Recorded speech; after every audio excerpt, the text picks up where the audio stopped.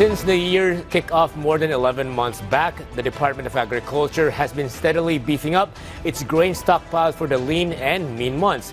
And they have arrived. But close to 4.5 million metric tons of nation's staple grain will suffice to tide it over at least 3 months. Our Noel Talakay on the state of sufficiency in rice the country enjoys right now.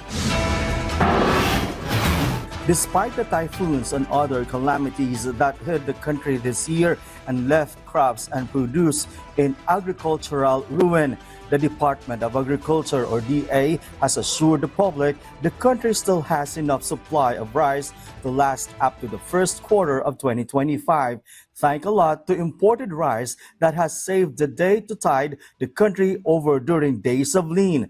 According to the data of DA, the Philippines has imported 4.48 million metric tons of rice from January to December this year.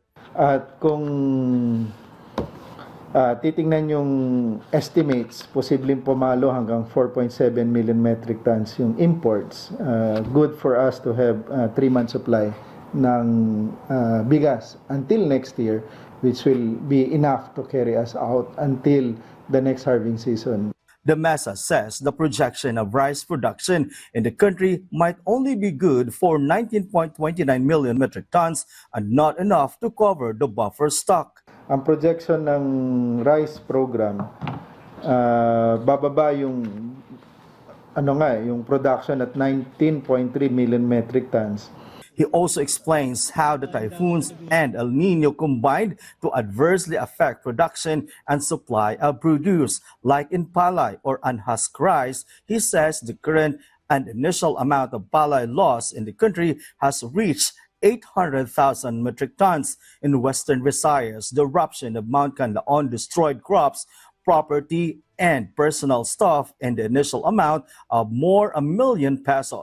Ang latest damage report sa Canlaon due to the volcanic activity is at 1.39 million, affecting 40 farmers.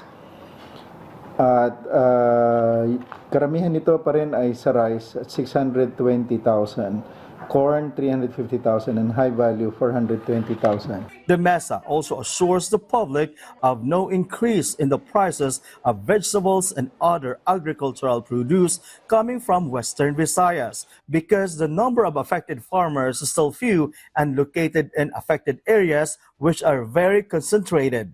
From PTV Manila, Noel Talakay, Balitang Pambansa.